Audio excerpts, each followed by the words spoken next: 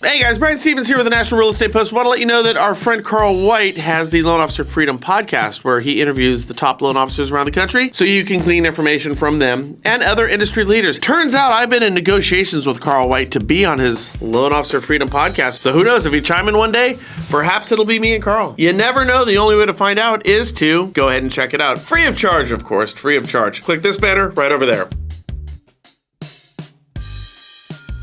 Hey, I want to say happy birthday to our good friend Derek Carneal, way up in Puyallup, Washington. Kelly Rodenbach of Lender One, Annette Hunt from Fairway, Patrick Palmer of Cross Country, and Kyle Taylor. And of course, Kyle Taylor Steele from Streetlight Realty. Make it a great time tonight with a night that you may never remember with friends that you'll never forget. So if you're not a lender, just consider this next image a public service announcement for you. Now, considering rates are going up and up and up, and nobody really knows where the ceiling is going to be, well, we thought we'd just show you what happens to your payment on your house that you're going to buy when rates go from a low of 4.75% and go all the way up to 6%, which it looks like they might be heading. For example, if you're qualified for a loan amount of $440,000, you'd have a P&L of $2,295 with a rate of 4.75. But if your rate goes up to 6%, I mean, when rates go up to 6%, that payment would jump all the way up to $2,638.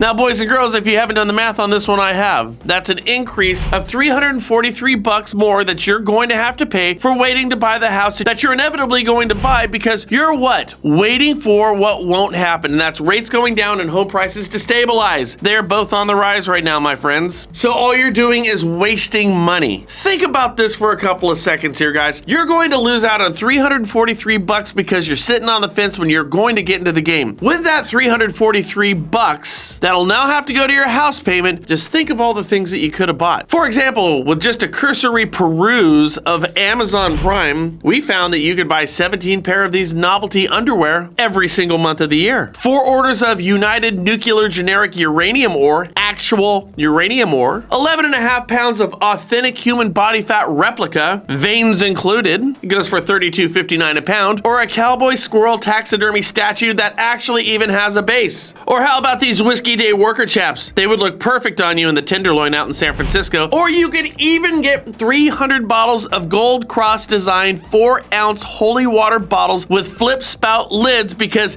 you just never know when you're gonna run into a vampire. Or you can even buy nothing. Yes, you can even purchase nothing on Amazon for $7.99. Just think of how many times you'd be able to buy nothing if you just bought your damn house today and stopped waiting. All these items, by the way, you can check, are in fact available on Amazon. Okay, this is completely unrelated and a totally bad segue, but with all the eyes on Twitter right now these days, it might be a good time to just dust off that old Twitter account that you have and start making use of it. You know, the free platform that we all know is Twitter, where there's millions and millions of people on there who all want to live indoors. Seriously, put out tweets, specifically using your city or county or state. The more specific, probably the better, along with words that might get searched by other people who are looking at buying the things that you sell, like mortgage, or rates, or homes for sale, or open houses, things like that. Now, why would you do that? Well, because the next thing you want to do is search those terms. Now, we've done this before on the show. This is nothing new, but it bears repeating. With a search of Vacaville moving sales or yard sales on Twitter, look at all these results that I get. Now, what I believe, I don't know, but what I believe is that many people who declutter their homes with yard sales and estate sales are often getting ready to move, which means they need a realtor, they need a lender. And it's the same thing with a search of estate sales with maybe parents who passed away, along with cities that you work in. It's just a super simple, fast, easy way to get a good hot tip on a potential listing or a potential loan. You ought to time block this for 15 minutes a day. Why wouldn't you do it? Twitter, not just for rich billionaires who send cars to Mars. You guys remember that one? Oh man, wonder if you'll ever know.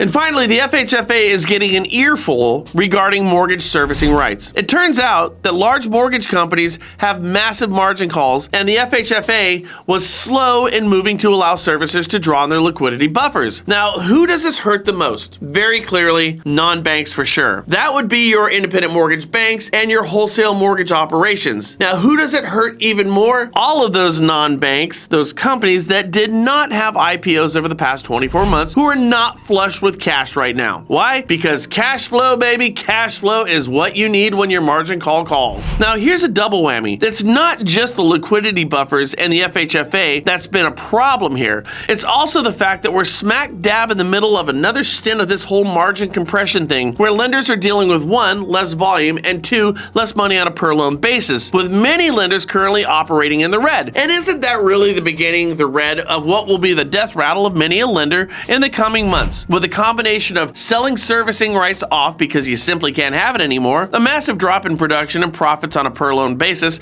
sprinkled with a little or a lot of overstaffing, leading to rate sheet hikes, and finally, that inevitable loan officer exodus. I know it's sad, but frankly, this is the market that we're in, and we are going to see some implosions coming. Now, I'll tell you what, guys, when it comes down to it, in good times, boy, doesn't everybody love those servicing rights? That's just fantastic. But you have to understand, like everything else in life, it could sure come back to bite you in the ass now, can't it? Hey, listen, hope you guys have a great weekend. Hope I see some of you down in Anaheim. I'm down there right now as we speak. Through the marvel of modern technology, I'm coming to you right now, but I am in fact in Anaheim at the Career Compass event at the Anaheim Convention Center. I'll be here all Friday, Saturday, and Sunday, so feel free to come on by and say hi. With that said, guys, see some of you next week.